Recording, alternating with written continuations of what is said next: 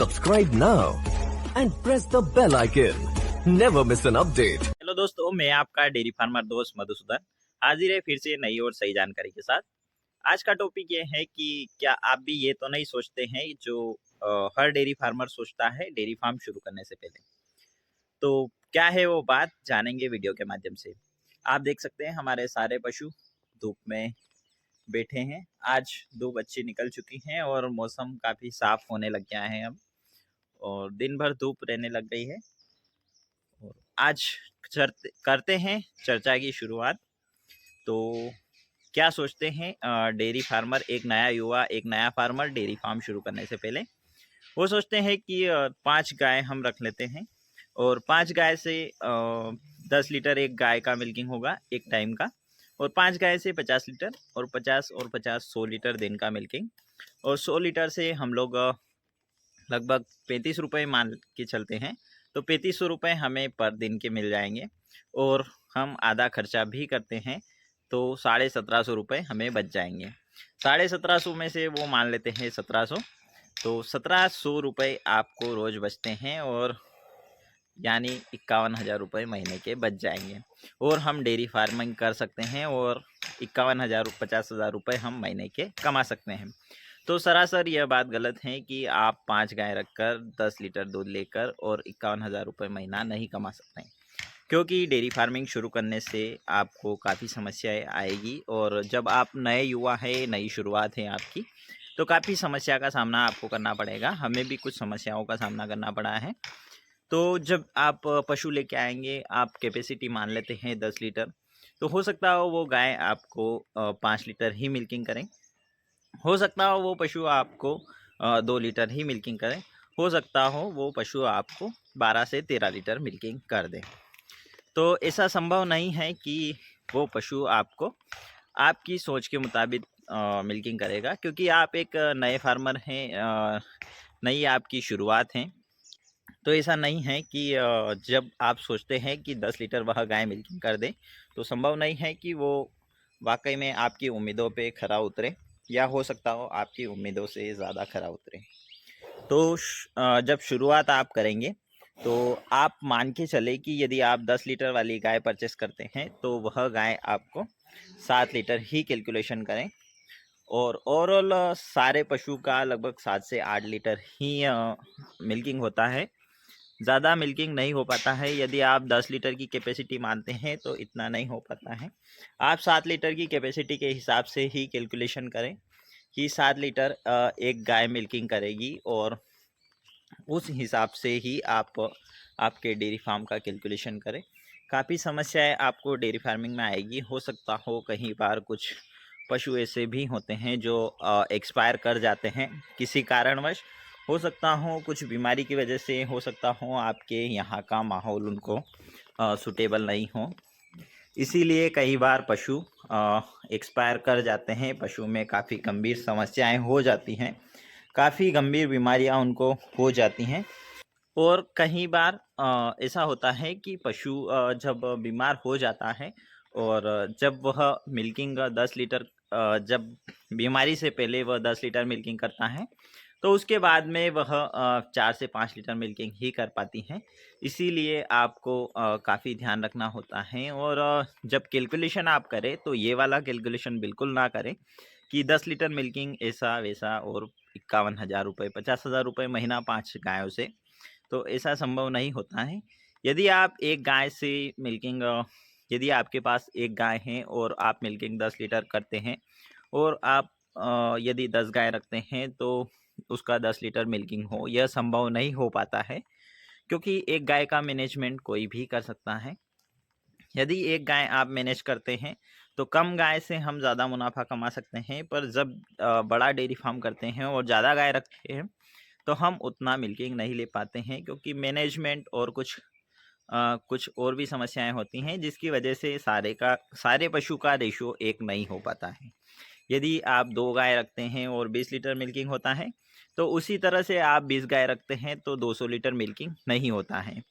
आपका मिल्किंग लगभग 150 या 170 ही हो पाएगा, क्योंकि आपको 20 गाय का मैनेजमेंट करना होता है। 20 गाय में से 2 से 3 गाय ऐसी होती हैं जो 3 से 4 लीटर ही मिल्किंग दे पाती हैं। इसीलिए सारे पशुओं का रेशो डाउन हो जाता है। सारे पशु का वो रेशो नहीं आ पाता है जितने एक गाय से आ पाता है। और जैसा कि हम बता रहे हैं कि क्या समस्याएं आपको आती हैं।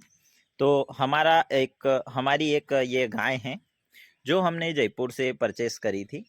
जब हमने जयपुर से परचेस करी थी तो इसका मिल्क हमने वहाँ निकाला था। तो इसका हमने जब दूध निकाला तो इसका दूध हुआ था वहाँ पे 3 समय में लगभग इसका हुआ था। हमने सवेरे 6 बजे इसका मिल्किंग किया था। तो सुबह 6 बजे इसका दूध रहा था लगभग 9 से 10 लीटर। फिर हमने इसका 12 बजे मिल्किंग करी तो 12 बजे मिल्क रहा इसका लगभग 9 से 10 लीटर। और फिर इसकी शाम को 6 बजे मिल्किंग करी तो शाम को फिर 9 से 10 लीटर इसकी मिल्किंग, यानी कि वहाँ 3 समय में इसका मिल्क हुआ था 30 लीटर। परंतु यह यहाँ आने के बाद में काफ़ी बीमार हो गई और इसका दूध लगभग 200 से 300 ग्राम ही हो गया था। फिर हमने इसका ट्रीटमेंट करवाया और इसका ट्रीटमेंट लगभग 1 महीने में चला, 1 महीने तक चला और 1 महीने में इसकी हालत काफ़ी सुधर गई। उसके बाद में इसका दूध आज 5 से 6 लीटर ही हो पाता है।